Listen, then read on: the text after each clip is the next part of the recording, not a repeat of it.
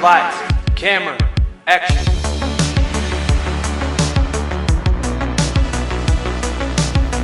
Hello, everybody. Hi, friends. Welcome back to Married to Movies. I am Emily. And I'm Jon. And today we are talking about, I believe, our first ever rom-com discussed on this podcast. Yes. We are going to talk about 50 First Dates, which is, a classic, I think. Yeah, it's a really good one. It's very good. Hence why we're talking about it. Exactly. Yes. Well, before we jump in, if you have not yet tuned in last week, or to last week's episode, I should say, we covered Captain America Civil War. And that's another great movie. And I would recommend checking that one out too, if you haven't yet. Yes, you should certainly go check it out.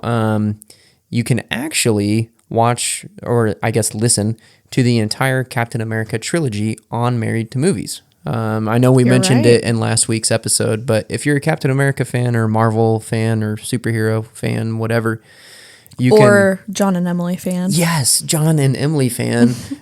You can listen to us talk about all three Captain America movies now, which is pretty sweet. Yes. Last week was Civil War, which was very enjoyable, and in retrospect, after it's been some time since we recorded it and published it, and thinking back on it, I realized that I kind of spent a lot of time critiquing, which isn't a bad thing. We usually just praise movies. Yeah, it's a good change of pace. So it was a good change of pace, but it was kind of different, and I didn't really realize it until after the fact. So if you're looking for something that's a little bit different, you can add that one to your list. Yes. All right, well, without further ado, let's go ahead and dive into 50 First Dates. So this movie was released when I would have been 3, almost 4, and you would have been 2 days away from turning 6. Really? Yes, it was released on February 13th of 2004, which wouldn't this be like such a cute movie to go see on Valentine's Day? Oh, yes. I would have that. loved to have been mature enough to be able to go into theaters and watch this movie when it came out. That would have been so cool. I feel like, Valentine's Day movies are like very much still a thing, but Hollywood has changed so much in the last 20, 30 years where,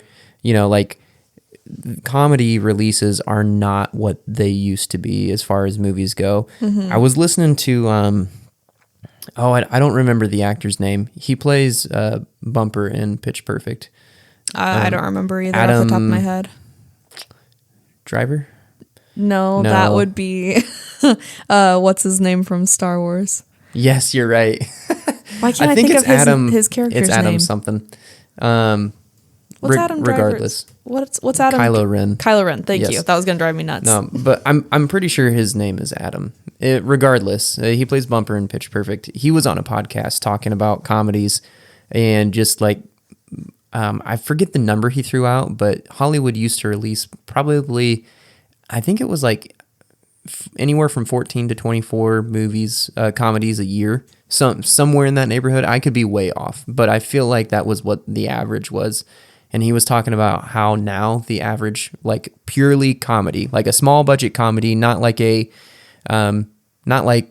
I guess Ant-Man and the Wasp, that's like a superhero comedy or stuff like that, like nothing big budget, but just like the classic small budget comedy movie. They were releasing that many of them a year, and now they average 0. Wow. 0 to 1. And they pretty much have moved all of them to streaming, so there aren't theatrical releases, but even streaming releases are not even close to the numbers that they used to do in Hollywood. Yeah, that's crazy. So it's, I know I've kind of focused on comedies there, but just, I guess I say that to say that Valentine's Day movies are certainly still a thing, but I wish it was more of a thing. Like, not every movie needs to make $1 billion. Right. And not every budget needs to be 500 million or even 100 million. Like, I get it. You have to pay your actors and your writers, and you have to pay for wherever you shoot the film. You have to pay the state and all that stuff, permits. Like, I get it. There's a lot that goes into it, but you can do that for cheap. Right. And I don't know. It just, not everything has to be big. And you could put out some fun movies, you know? Like, there are so many that come to mind that are just like we view as classics now, that when they were released, it was just in a slew of a bunch of other comedies. Yeah. You know, I don't know. So anyways, yeah, this would have been a great movie to see in theaters on Valentine's Day. And I agree.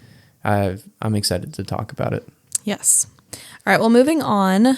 This movie was directed by Peter Segal, and it was starring Adam Sandler, Drew Barrymore, Rob Schneider, Lucia Strauss, is I think how you say her name, Sean Astin, Amy Hill, and Blake Clark. It was distributed by Columbia Pictures and Sony Pictures.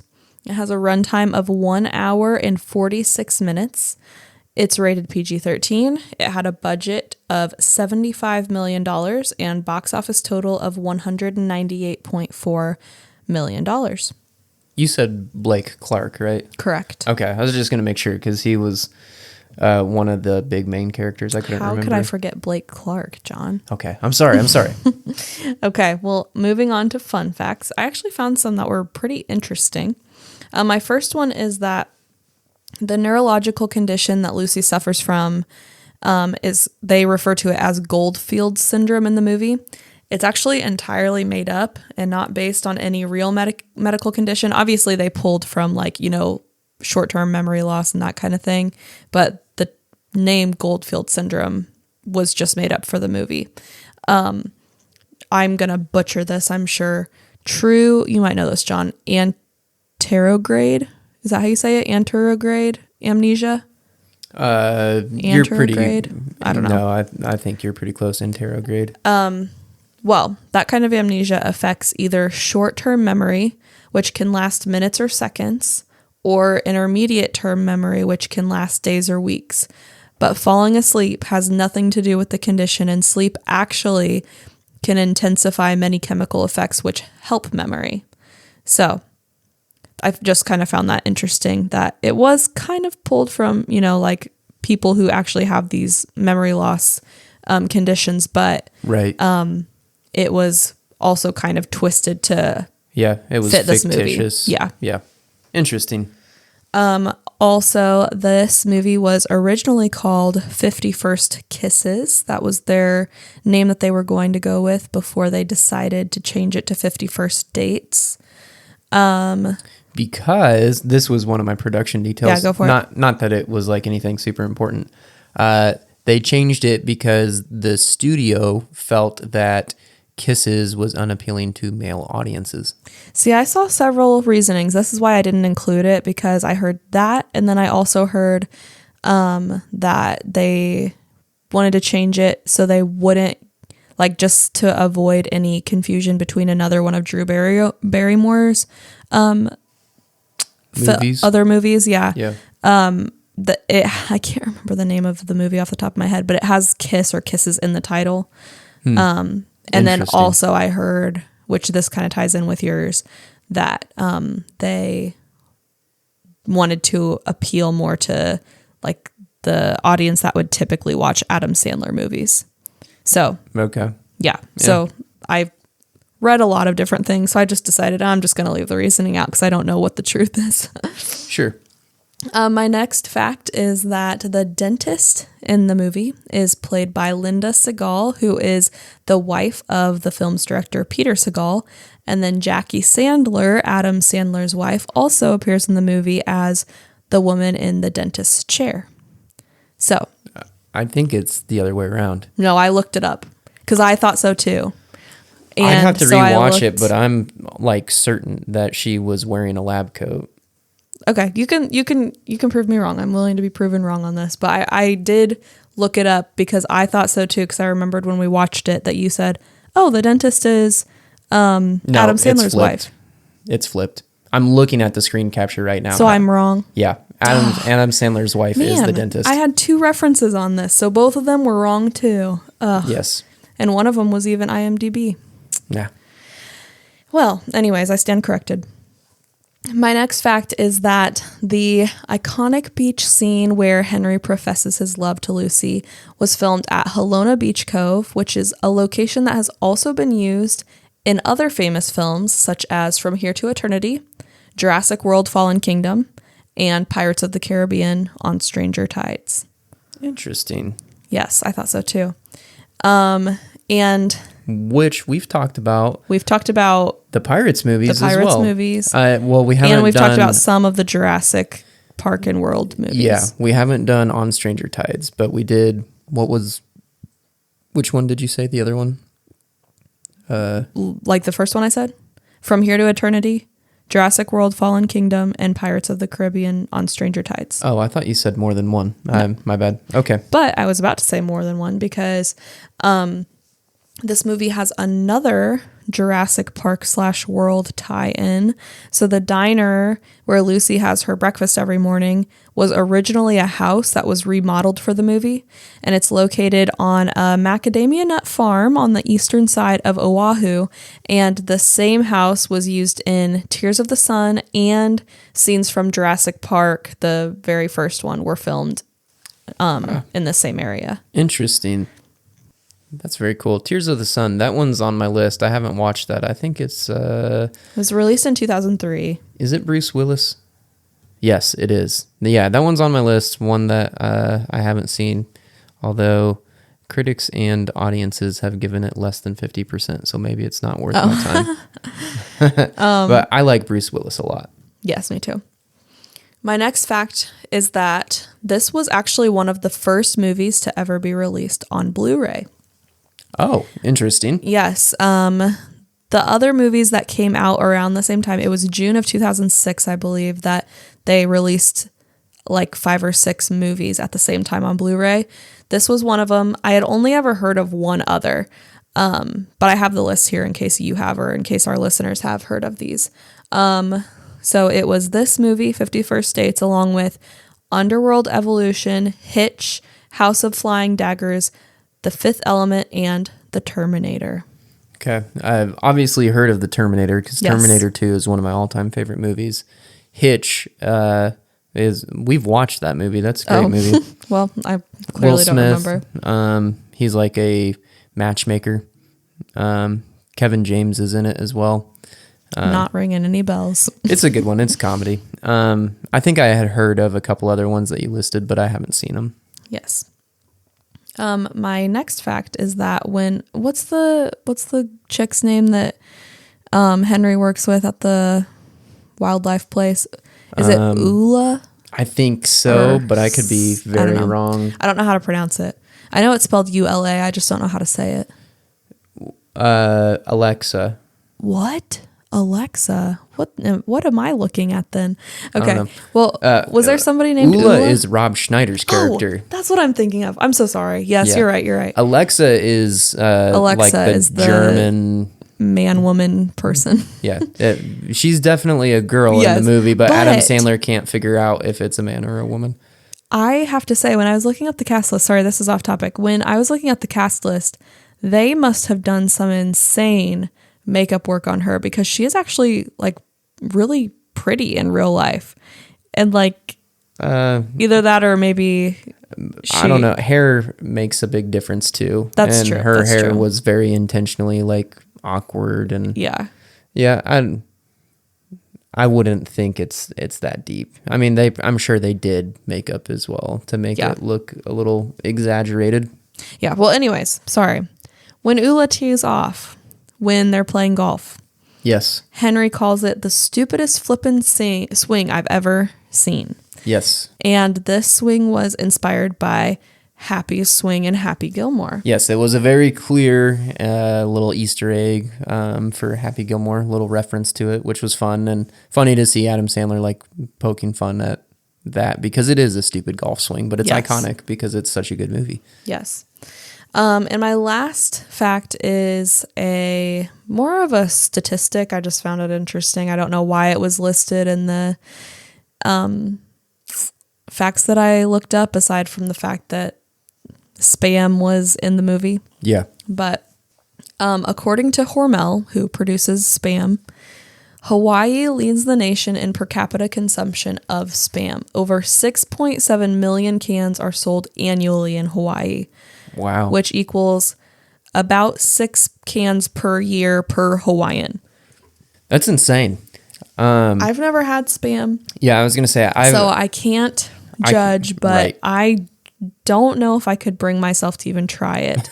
Just the fact that it's Yeah. like meat in a can freaks Yeah. me out. I've never tried it. I can't say, like, oh, that's disgusting. I can say, however, that I have a coworker who loves Spam so much that he got a Spam can tattooed Oh my on gosh. himself. Well, he loves it. Yeah, I have heard that it's good. Like it's the best when it's like fried. Like if you I've heard slice that as it well. and fry it. Yeah. But I just don't know. And Yeah. they make so many different kinds. I was just watching, not just watching, but a while back, I watched a Good Mythical Morning episode. Yeah. Where they tried every kind of Spam. And there is an insane amount of like flavors and stuff. And like some of them are absolutely nasty, like pumpkin spice Oh, that's Spam. sick. And Yeah. I can't think of others off the top of my Why head. And then would- there's like the traditional ones, like there's like teriyaki, and then there's like, Yeah. I don't know what else, but Here's the thing, though. Like, obviously, Spam is different, but why would you want a bunch of flavored meat in the can? Like, but especially pumpkin spice. Why would you ever want like ham that tastes like pumpkin spice? That's Yeah. disgusting. I really don't know. But like, I don't know. It doesn't make sense to me. It is obviously a different product. but Yeah. Whatever. Well, I will say Rhett and Link did not care for the pumpkin spice. Well, good. Okay, well, that's all I have for facts. Okay. Production details were actually extremely slim here, so this will be pretty quick. We already talked about the title change from 50 First Kisses to 50 First Dates. Columbia Pictures actually purchased the script. They refer to it as a spec script, so it's not the full script. It's just kind of gives you the full idea of the film. And at that time, it was titled 50 First Kisses. Columbia Pictures purchased the spec script, which was written by George Wing in October of 2002. So you said this came out in 2004. 6, right? Oh, 4? Yes. Oh, I said were talking 6 about because you Blu-ray. would have been 6. Oh, yeah. 2006 was when the it came out Blu-ray. on Blu-ray. Yes. Okay. So, in 2002, they bought the spec script, and initially, Drew Barrymore and Adam Sandler were in negotiations to star, but Barrymore loved the script so much when she read it that she went and personally pitched the script to Adam Sandler to get him to sign on. Oh, nice. So, and there weren't any more details on that. Like, I don't know if she was in negotiations before Adam was, and then she got him on board or anything like that. It just said that she personally went and pitched it to him, which this was the second film that they starred in together. Well, I truthfully, sorry, you can tell me what film, and then I'll tell you what I was going to say. The first film that they starred in together was The Wedding Singer, which is a classic. I don't think you've ever seen that, have you? I've never seen it. I watched it back in my healthcare field days. I watched it when I worked at the hospital. One of my patients had it on, and we hung out and watched it together. But anyways, this is the second film they starred in, and then they co-starred in Blended in 2014 as well. I don't know if I've even heard of that movie. It's a good movie. I haven't seen the whole thing. I've only seen parts of it. But it is good. Well, anyways, I was just going to say, I truthfully couldn't imagine any other actors in these roles. Like, I just think that Drew and Adam play them perfectly. Like, I don't think I would want anybody else. Like, they just did such a great job. Yeah, no, I agree 100%. And I think a lot of that, which this will kind of tie into my next point, but I think a lot of that is because of the film itself. The film is authentically Adam Sandler and Drew Barrymore, partially because Adam Sandler significantly reworked the script. The script was originally a drama, not a comedy, which I can totally see that having watched the movie. Right. And I can 100% easily envision a drama version of this. I'm very happy with what we got. I wouldn't say like, man, I really wish we would have got a drama.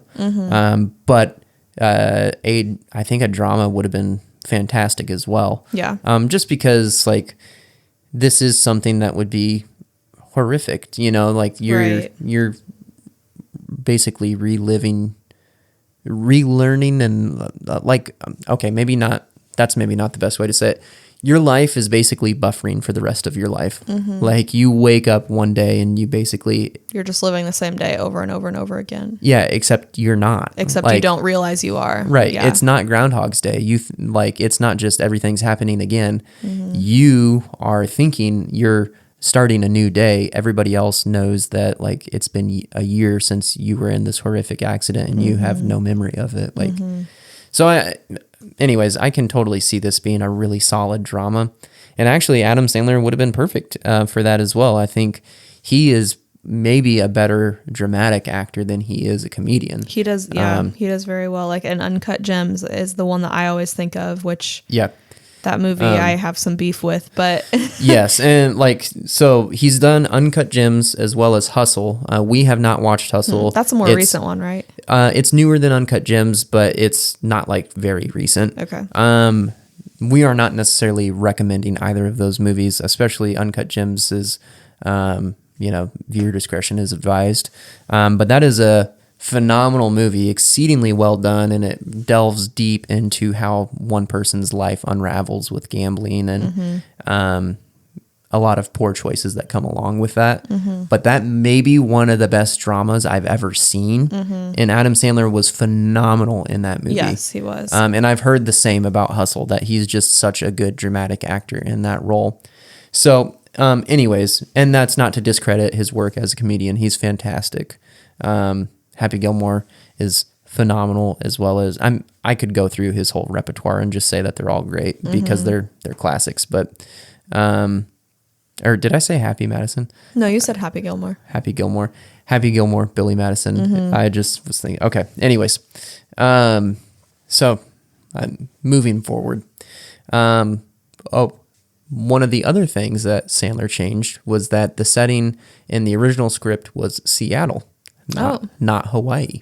I like the Hawaii setting.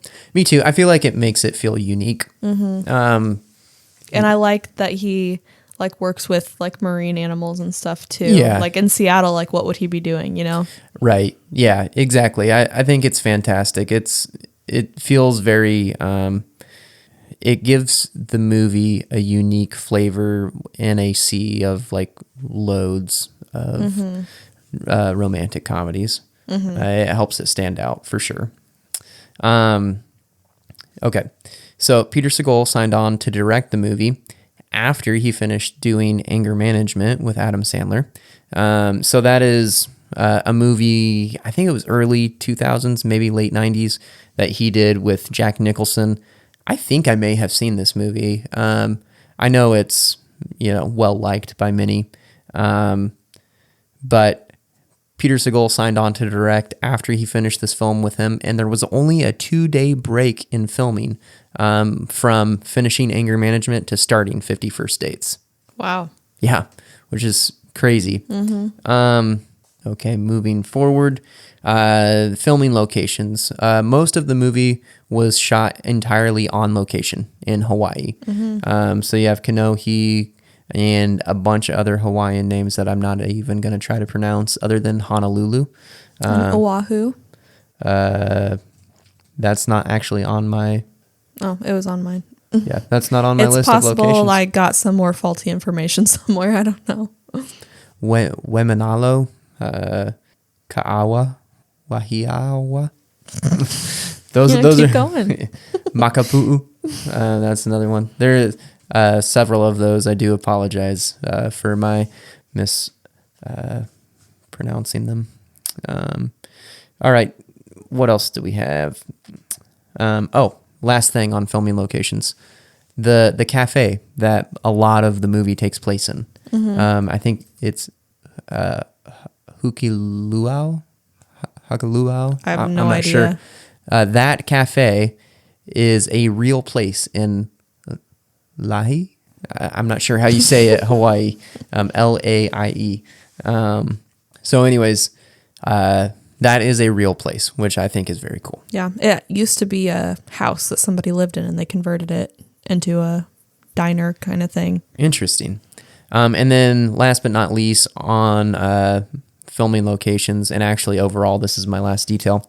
So most of the scenes in the movie were shot on location in Hawaii, as I said.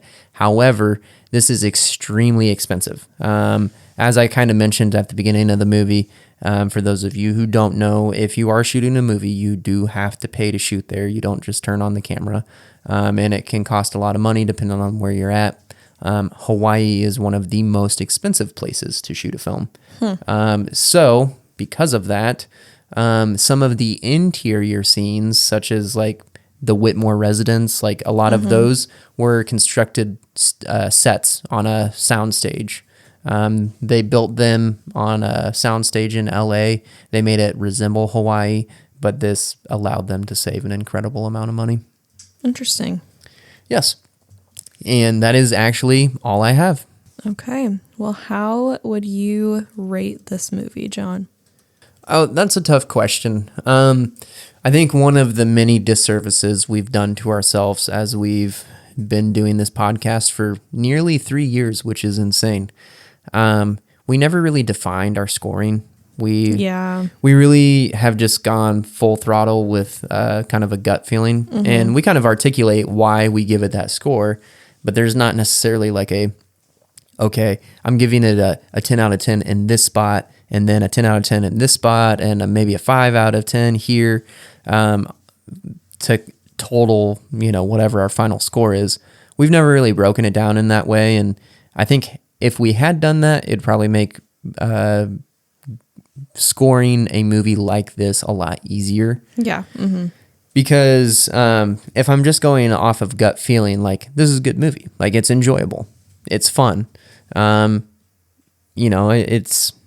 it's a romantic comedy, so it's not like it's going to leave a bad taste in my mouth. For the most part, they're intended to just generally make you feel good. I don't know. I will say, as far as some of the comedy goes in the movie, that like outside of some of the things that just feel unnecessarily like, there is a lot of comedy in this film that's just kind of like inappropriate for the sake of being inappropriate. Right. Like just a cheap laugh. That is like, okay, I'm not even talking about that. But there are other parts of the film where the comedy just feels like, this is like old hat. Like, yeah. This just feels like it's been done. It's funny, but like, it's just kind of a haha, not like I'm busting a gut or like, oh my gosh, I didn't expect that, or, anything like that. Like, it's just kind of like, haha, Yeah. And so because of that, like, I would genuinely critique the film for that.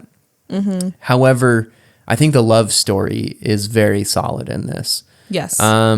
And don't get me wrong, there are parts of the movie that are genuinely funny. But I would say it's maybe more seldom. Yeah. And a lot of it just kind of feels like half-hearted comedy. And again, I'm not saying it's necessarily bad. It's just not like as good as some of the other comedies that Sandler had done. It's not quite to that level. Anyways, as far as the love story goes, I mean, it's fantastic. I think that's the best thing that this movie has going for it, which is why we like it so much, is just because it is heartbreaking seeing Drew Barrymore's character go through this cycle of like not knowing anything about her life. Right. At least new memories. And so it's very cool to see the commitment from Adam Sandler, his character, to really want to make this work for her outside of just the selfish reasons, which is kind of where it all starts for him. But we see the character growth over time where, he's not trying to just have a one night stand, and he's not trying to, be the same guy that he always has been. That's well established in this movie, that he's a player and things like that. So we see a lot of character growth from him, but like he really goes the extra mile to try and implement change for her life, because her dad and brother are just allowing her to relive the same day over and over again. Right. So I think that is like what makes it so interesting and so compelling and so fun to watch. Is this the best rom-com or even our favorite rom-com? Probably not. I would say, I mean, we'd really have to kind of sift through that, but like off the top of my head, I would say 10 Things I Hate About You is better than this. Like, I would agree. I love that movie. We actually had planned to cover that on the podcast at one point, and we changed it up. And why we're not covering it now, I don't know. But we also love this movie. So taking all of those things into consideration to give my score is extremely hard for me because, as I said, at the end of the movie, like, I'm happy. And, you know, it's a good movie, but I have to try and be conscious of, like, I can't just say, like, oh, I feel good, so it's a 90. Like, I need to be a little tougher. Okay, So all of that build up to say that my score for this film, and I'm still formulating it in my head. As I'm speaking, I'm stalling. I'm buying time. I'm just going to give it an 83. Ouch.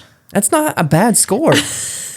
It's a good movie. Like, and I'm even on the fence about giving it that high of a score. Like, Really? Wow. I'm just like, look, it's a good movie, but it's like, I don't remember the last movie that I gave an 88, but I think I said I'm comfortable giving Captain America Civil War an 88 to a 93 or 94.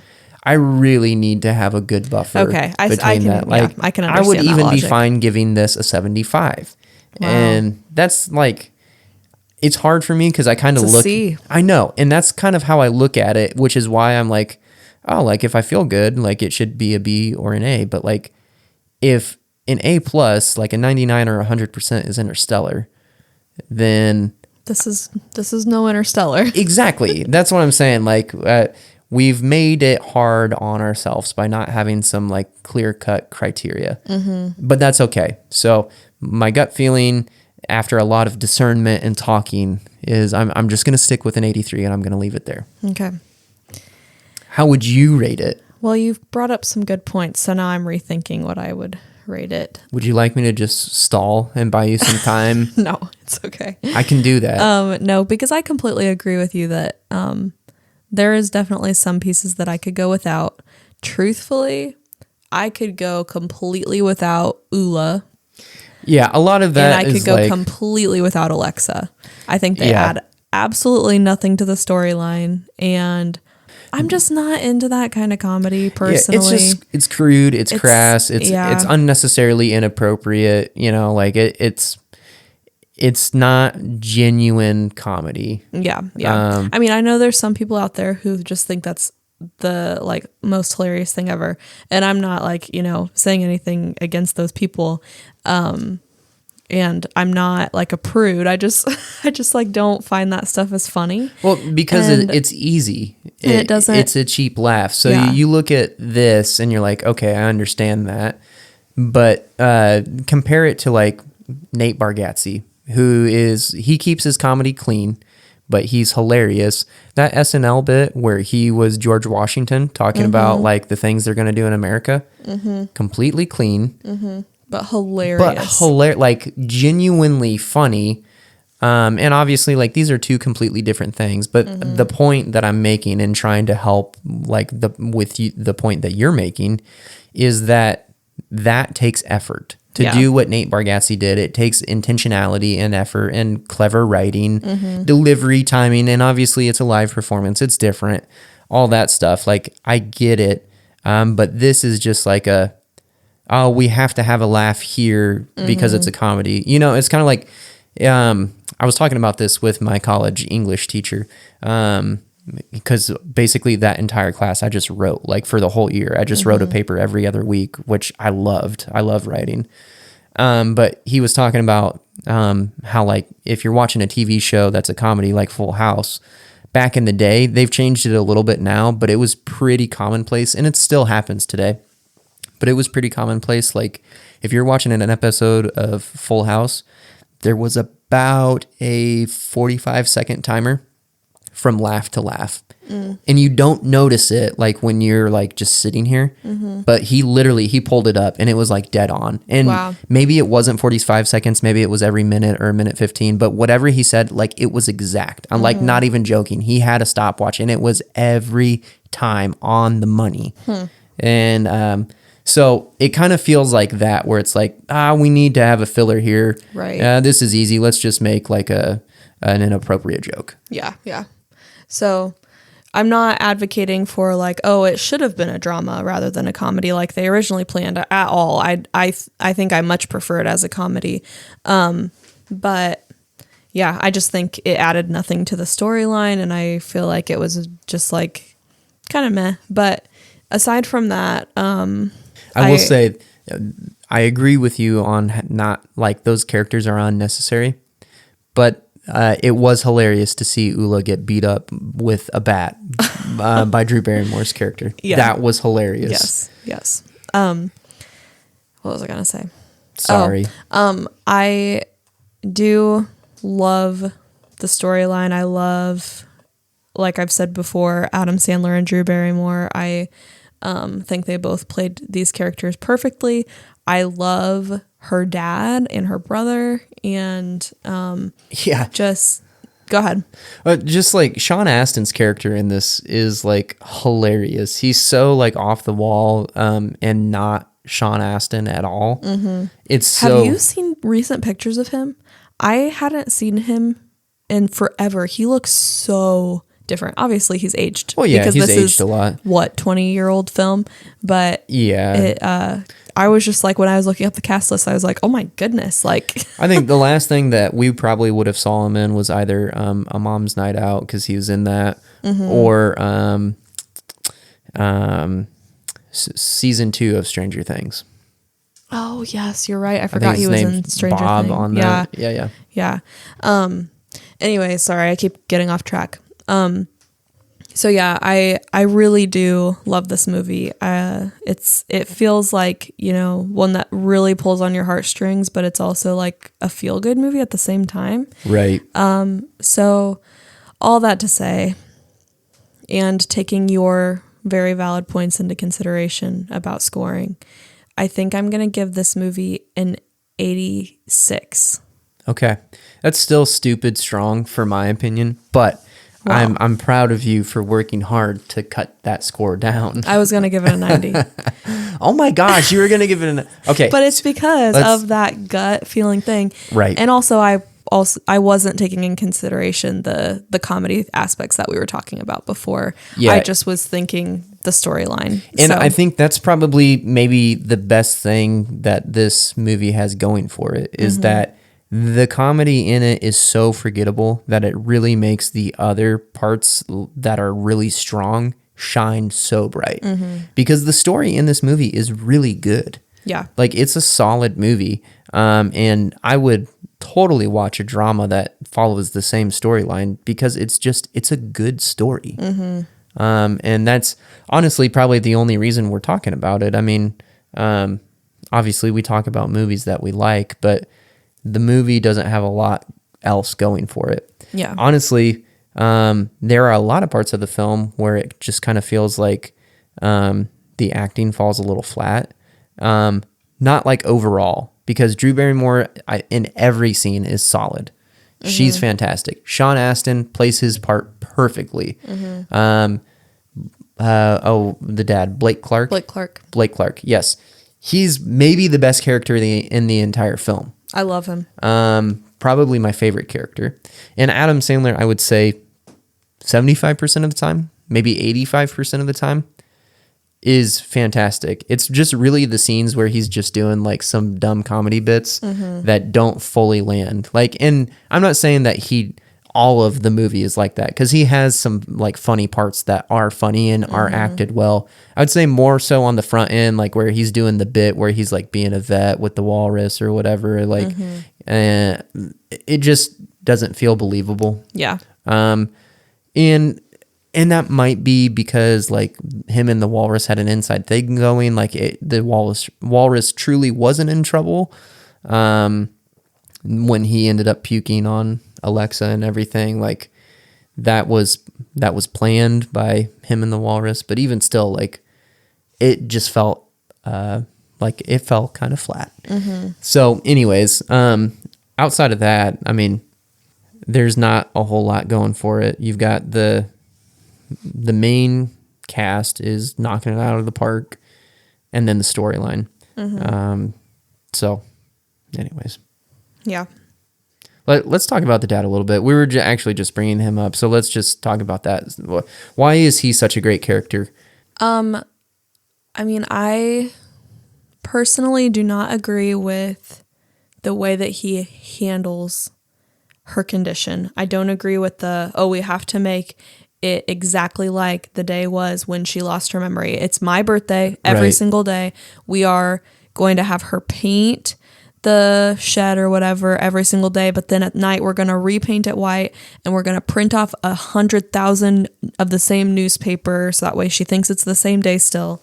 Right. Like, it's just like setting her up to be like, I don't know, not disappointed, to be it's setting shocked. her up for failure. Yeah, because like we saw when the police officers came and were writing her a parking ticket or whatever, like that's how she found out, like, oh my gosh, like, you know, and there's probably been other times before that too that's happened and she just doesn't remember. Right. But it's like, I don't know why you wouldn't approach it the way that Henry does, where like you like leave her a note right by her bed in the morning that says, right, hey, this is what your life is, or the video or whatever. So it sounds like I hate the dad because of that, but I don't. But all that to say, even though I don't agree with the way that he handles it, it just shows how deeply he cares for his daughter and like the extent that he would go to for her. Because in his heart, he thinks he's doing what's right. And he is like going all out, you know, printing the newspapers, repainting every single night. Like they've got a whole freezer full of pineapples because they get pineapples on his birthday every year. Right. And then like the fact that he has his brother doing the same thing, and he like has the Vikings game recorded and puts it on every single day because the Vikings played on his birthday, you know, like all of this stuff. I just think it's really great of him. And then also the fact that he was very protective of his daughter at the beginning when Henry came around, but the fact that he was open to Henry's ideas and just like really welcomed him into their family. And yeah, so. Yeah, I agree 100%. I think that his character in the film is maybe what sticks out the most as I think about it. I think this is maybe a standout role for Blake Clark. Granted, I haven't seen much of his his filmography. I have not seen that many of his movies. The only thing I've seen him in aside from this is Good Luck Charlie, when he plays their grandpa. Oh, really? I didn't know he was in that. Okay, so I have seen him in that. The only other thing that I can think of is Waterboy, because he's the football coach that you can never understand. He's like, oh yes, I have seen him in that too. Yeah. So those are like, I'm not going off much is the point I'm trying to make. But this is such a serious role for him. Like he doesn't joke, I think, like ever in the entire film. He's fantastic through and through the whole film. He's great. I really love, like you were saying, his commitment to his daughter. Like I don't agree at all with the approach that he takes because it really is holding her back. And like you're just dealing her a losing hand in life. Yeah. And I understand that, like, you know, he's a single dad, so he's trying to figure out what he can. And to some extent, I'm sure he feels guilty because he was in the car when they wrecked. He was driving. But just, I guess, the outpouring of love that he has for Lucy, because that's where all of it stems from, is really awesome because it's on full display in every scene that he's in. Just like you were talking, how protective he is of her, but also just like when Adam Sandler or Henry confronts him with the idea where he's like, what happens one day when she wakes up and she's aged 10 years and she doesn't know what's going on because yesterday she was 19 or whatever the case was, however old her character was. And his response, he wasn't angry or he wasn't like shocked or scared or anything. He just said, I think he was very calm in his response. He said, that very thought scares me to death every day or something like that. Like he was just very straight shooter, like told the truth. And you could tell that like his response was telling that he wrestles with this and he's trying to figure this out. So was his response the right one? No, but like he very much loves and cares for his daughter. And that's, I think, the best thing about this entire movie, really. Yeah, for sure. Is there, I don't know, I wish I had some more questions prepped because I think we've hit a lot of the things that are important. Are there any favorite scenes that stick out to you? I love this first time that Henry approaches Lucy at the diner or cafe or whatever you want to call it. And just like how following that, like I love their interaction, but then following that, just I love when they're in the parking lot and they're like both dancing by their cars after. That was really funny. Yeah. And then I love like the little sequence that happens afterward when he finds out that she has memory loss, and just the fact that he like goes through so much just to try to get her attention every single day after that. Yeah. And then obviously I love when they're on the beach and he declares his love for her and everything. And then I really enjoy just when he comes up with the idea, and he and the dad, I can't remember the dad's name, when they are talking about his idea, and just seeing Lucy... Marlon, thank you. Yes. Seeing Lucy watch that video, obviously it's heartbreaking to watch her go through that, but yes, just getting to kind of experience that with her. And it's so crushing when she looks over at her dad and she's like, how many times have I watched this? Yes. Just, because she's realizing everything. But yeah, I think those are my top ones. And then of course in the end when Henry's on the boat, like, off on his way, and then he realizes, was he trying to tell me something? That was a great sequence too. Yes. And that meme of when he's singing. Wouldn't it be nice? Yeah, but he's like crying. Yeah. But yeah, that whole thing when he like turns around and goes back to because she was put in a home to be cared for. I think she willingly went and lived there so that she could help other people, because she was able to teach art. She said, because the dad says she insisted on me putting her there so she wouldn't be a burden to us or whatever. Right. So yes, so you're right. But just like that, we go in and we see her like truly thriving, teaching an art class. And then I just absolutely love when Henry comes in and says, do you have any idea who I am? And she says, no. But then she says, I need to show you something. And we go into her studio and it's just hundreds of pictures of him. Yes. And that she dreams about him every night. Like that was a really, really cool scene. Yeah. An amazing way to kind of conclude the movie. Oh yeah, 100%. I think that was, I really, really loved that sequence where Marlon, like, I don't know if I agree with the approach that, like, very subtle, like, maybe he'll pick up on it. If he does, it's meant to be. Like, if not, then, like, it's fine. Right. I don't love that. Yeah, me either. But also, like, it is a really cool story device. Like, just how subtle he is, and just says, she's even started singing again. Here, I got you this. And gives him the Beach Boys CD. Obviously, there's a lot of emotional attachment for Lucy and Henry to the Beach Boys CD.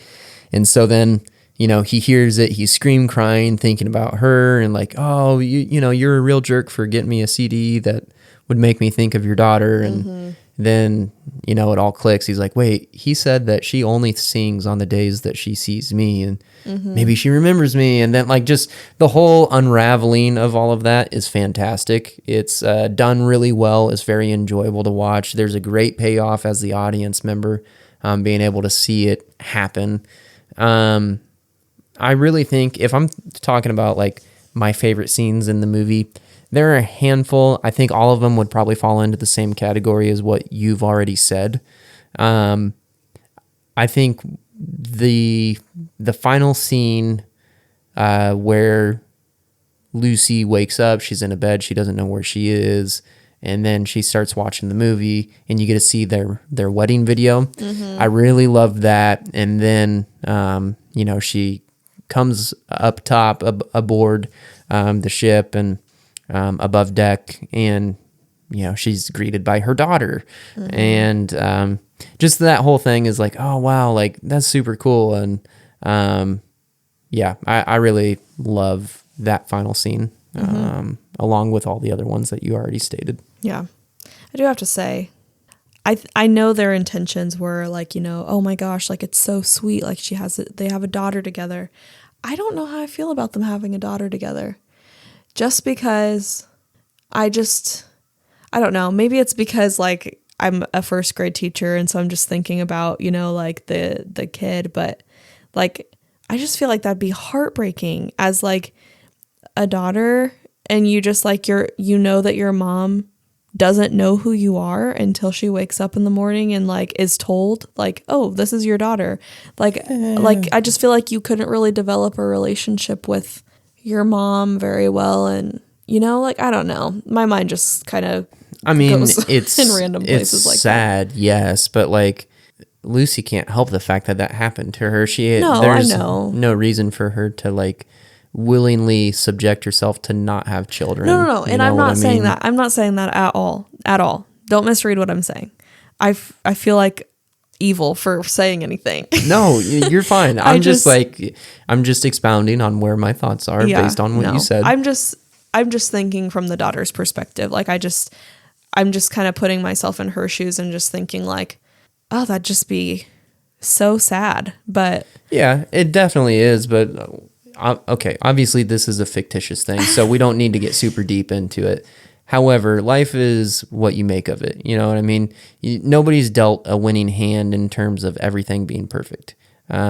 Maybe somebody's born a millionaire, but they have a lot of other problems, and we don't need to delve into all the possibilities. But the point I guess I'm making here is that her daughter can't help the fact that her mom was born with this condition. Right. Or, well, she wasn't born with this condition. But has the condition. She has this condition, and she was born into this situation, right. her daughter. Mm-hmm. She can't help that fact. But, I mean, what a selfless and loving example from her father to be able to display, like, hey, this is how you care for others. This is, it genuinely is like a pouring out of himself. Like, this isn't about me. I'm going to sacrifice my time every day to record new videos for her, and I'm gonna, like, what a great way to grow in patience. Like, obviously it's not ideal, but to have that mindset and that prerogative is a very phenomenal way to grow in patience. And